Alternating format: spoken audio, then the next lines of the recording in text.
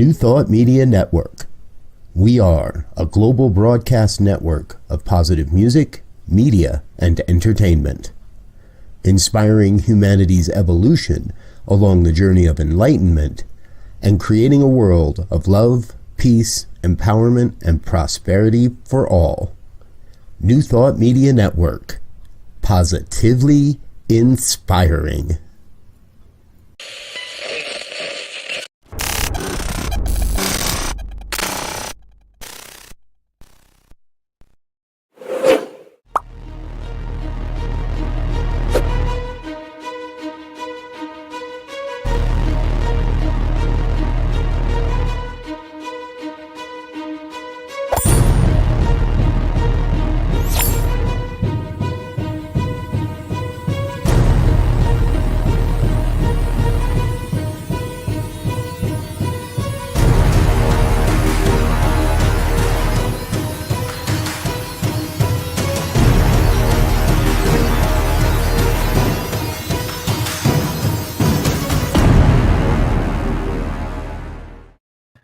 And hello again, dear ones. Reverend Robert with you here on the New Thought Media Network.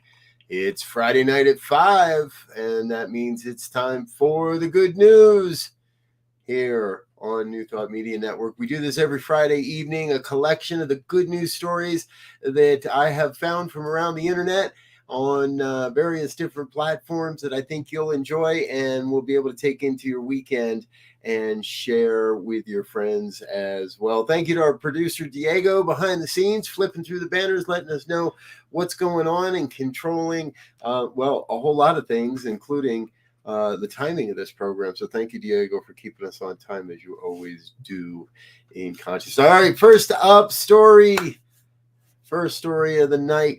Parts of the Great Barrier Reef are showing the best coverage they have in 36 years, which is as long as they've been monitoring. Published today, the group's the Great Barrier Reef, Australia's Institute of Marine Science published recently their annual summer report. And what they're seeing is a great increase. Some areas up from 27% since 2021's measurement. Now, this is kind of a one step forward, two step back type of thing. No, it's 2 steps forward, 1 step back type of thing, because we do lose a little bit every year to bleaching, but every year scientists are learning a little bit more about how the bleaching happens. And the bleaching events of 2020 and 2022 so far this year are not as intensive as bleaching events back in 2016 and 2017. So we're gaining some and we're not losing as much. We're gaining more than we have before and not losing as much. Good news here for the Great Barrier Reef. It's an important part of our ecosystem, folks. You know, we are all one, and all of it is working together here on planet Earth. Next story. This sounds political, but it's not. This has been in the works for a long time. Laredo, Texas, and their sister city, Nuevo Laredo, are moving forward with a project to create a unilateral multinational park.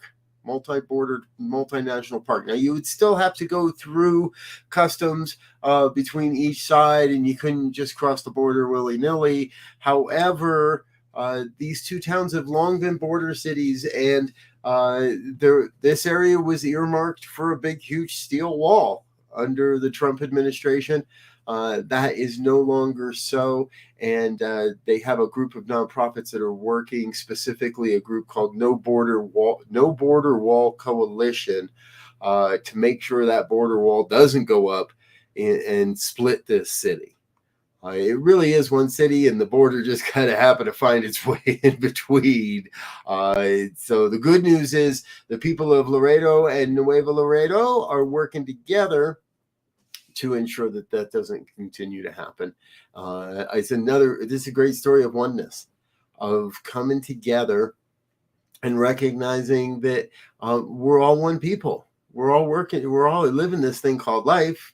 Let's live it together. Hey, next up, speaking of living it together, this is a follow-up on on a story we've done in the past. Last year, we reported on the Langholm Initiative. They're a charity in Scotland, and last year, through crowd raising, they raised 3.8 million pounds, and were able to buy 5,200 acres from the Duke of Buccleuch. Now, that happened last year. We reported on that on our podcast version of this program.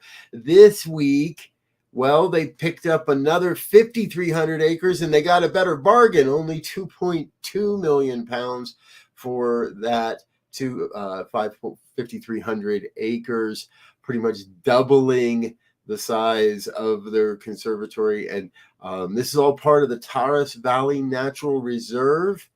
And this is good work, folks. This is what we need to see. People thinking locally, acting locally. Now, you may not have the opportunity to pick up 5,200 acres of land somewhere, but you might have something that you can swap for somebody, or you might just have the wherewithal to put together a campaign or a fund or whatever it might be. We're all finding unique ways to make this happen, to make a world that works for everyone, to create something where we can all come together and be together, in this case, in nature. But it happens in a lot of great, weird, wild, and amazing ways.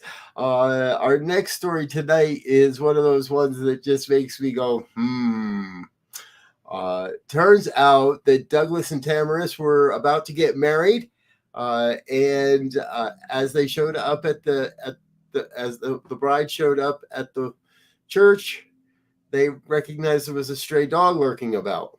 Now, I'm pretty sure the photos we're seeing are all staged after the fact. They might be a bit taken in the moment. However, the story is that the dog didn't get in the way, and actually stood and respectfully watched the event and watched the ceremony. And when the couple went to leave, the dog said, "Take me with you," and they decided they would. I love these kinds of stories. I love these types of stories because, again, it shows our interconnectedness. And I want to, all right, let's believe that these are real photos and weren't taken after they cleaned up the pooch. They said he was in pretty rough shape at the wedding, and they wanted to help out the puppy dog. Good work, folks. You know, animal life, pets, and vital aspects of our mental and spiritual well-being. I encourage you to treat your pets with a lot of love and a lot of respect. Hey, we're going to take a quick break here, tell you a little bit more about some of the things that are happening here on the New Thought Media Network. Now, first up, I want to invite you and let you know that there is still room at this year's Summer International Conference in Geneva, and there's room if you would like to get virtual tickets and join us virtually. Here's a little more information about that. I'll be back shortly with more good news stories here on New Thought Media Network. Don't go away. We'll be right back.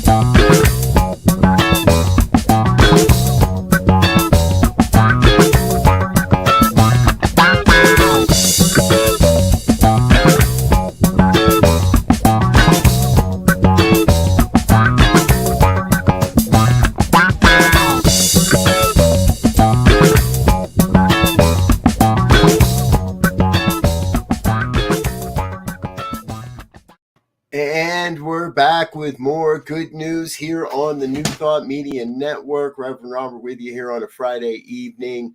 Thank you so much, folks, for sharing, liking, and subscribing. Well, we're getting closer and closer to our first goal of 1,000 subscribers on YouTube. If you're not subscribed over there, please help us out. Hit that button over on that platform. And I want to, before we go any further, I want to say thank you to the organizations that are instrumental in helping making all this happen, and that's our sources. Diego's been sharing some of those on the banners with us already this evening. We get most of our stories over at the goodnewsnetwork.org. Great organization, fresh stories every day that remind us of the good news that's happening on the planet. Please do head on over to their sites, give them a like, give them a subscribe, give them a little bit of love that they deserve. And then sunnyskies.com, also another great resource. We love them and all kinds of fun. And they've got a lot more, sometimes some of the funnier or wackier stories out there that maybe we don't feature on this program, but you can find. And then our friends over on the UK, positive.news, predominantly European and UK-based news sources, positive.news. Let us know if you know of a great news source or would like to share a good news story with us. Just head on over to goodnews@ntmedia.org. Send us an email and let us know of what good news sources you find, and we'll check them out. Or if you know of a specific story, we'd love to hear that as well. And if you want to come on the show and be a guest host some night, let us know. We'll give you a segment. Come join us. It's a lot easier and more fun than it looks. All right. Hey, back into the good news stories. Not that we are financial advisors by any means, but it would look like if you were open to a job opportunity or perhaps starting a new business, recycling photovoltaic solar panels could be a big game in the coming years. A Rystad energy analysis shows recycled materials from PV panels at the end of their lifespan will be worth more than $2.7 billion in 2030, as compared to just $170 million this year. So in the next several years, and Diego's got a great chart for us there. Thank you, brother Diego. The trend is only going to increase and accelerate. We could be approaching $80 billion by 2050 in projected value of recycled photo solar panels. There's all kinds of things in these panels. Precious metals, other rare earth metals. However, recycled PV materials in North America in 2037 is to be projected worth $1.7 billion, and with Europe set to hold $1.4 billion. Sounds like an emerging industry, if you ask me. And if I were in the recycling business, I'd probably start looking at how do I make that happen in the coming years as well. Hey, here's another story that I really found enjoyable.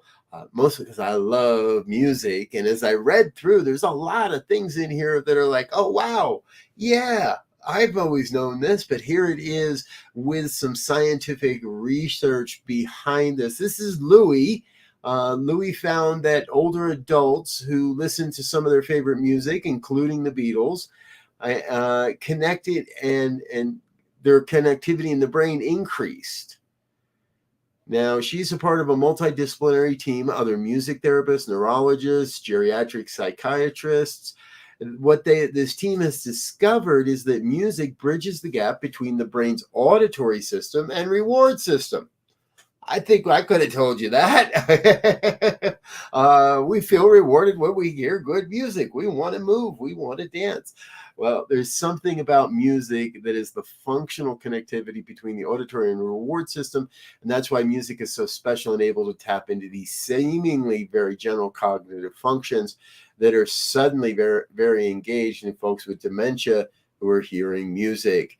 That's a direct quote from Louis herself. She directs the Music Imaging and Neural Dynamics Lab and her work was published in Nature's Scientific Reports. So this is not just some, woo-woo psychology. This isn't some woo-woo researchers here.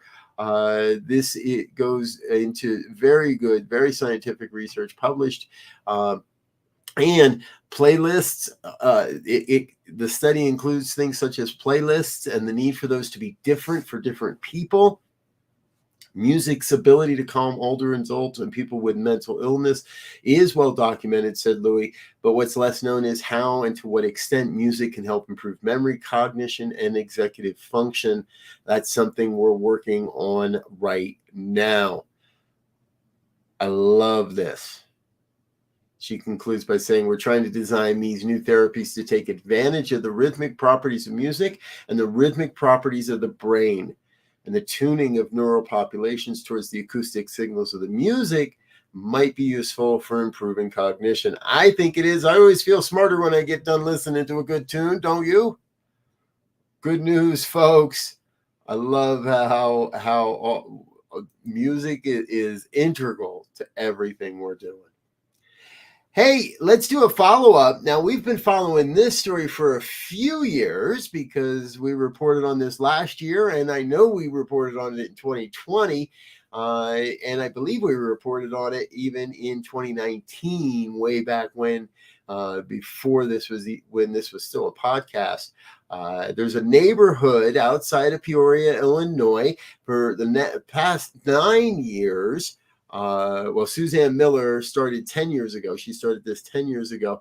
And the first year they did it, they raised $220. Well, the number's been growing and growing and growing. And this year they topped out at over $3,500. That's one day of sales at a lemonade stand. You see the picture there and the kids that did it. All the money raised is going to St. Jude. They've been doing Children's Hospital. They've been doing this now 10 years. This is the 10th year. And that's where I got my numbers mixed up. Suzanne, this is the first year Suzanne didn't lead the whole project and left the project and had some helpers. She handed off to a couple of her neighbors, Leslie Rotham and Rotham's children, ran the stand on Suzanne's behalf this year. Congratulations once again, kids. Good work. Good work. Hey, folks, here at the New Thought Media Network, yes, we share the good news. Yes, we share all kinds of great stories. Yes, we go to fun conferences. And there's another great conference coming up right in the same time frame this coming week, next week as well. This one's here on the on the United States at Unity Village. We want to make sure you know about that as well. So stay with us. We've got more news coming right after the break. Don't go anywhere. This is the New Thought Media Network and more good news coming. See you in a moment.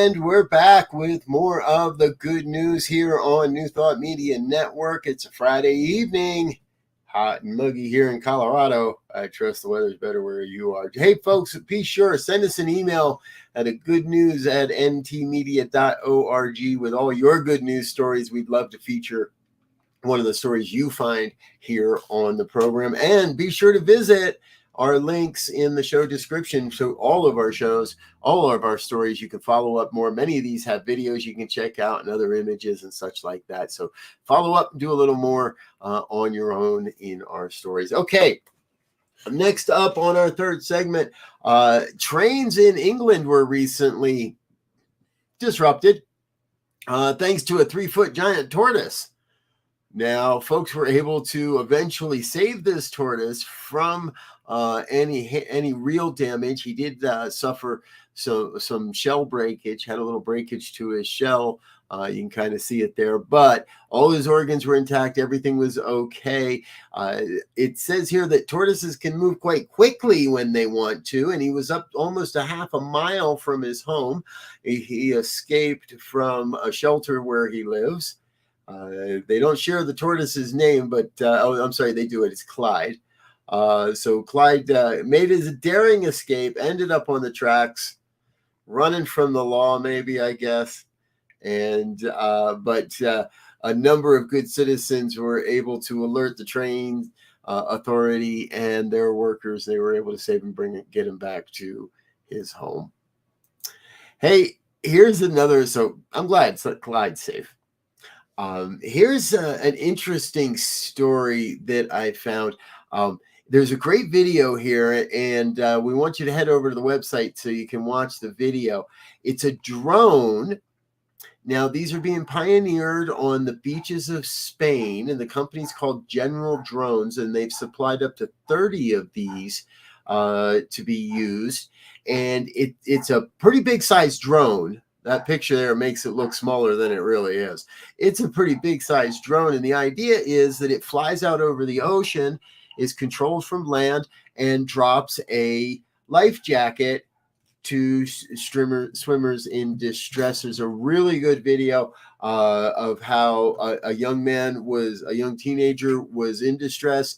Rough waters. They were having a hard time getting a jet ski to him, and the drone was able to maneuver and drop him a life vest.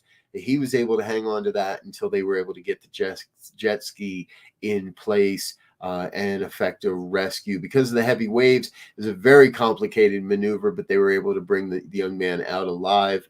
Looks like great technology. I love it. Really helpful technology. And folks, we're here, and we need to look to technology to support us, and never lose sight of the human touch as well.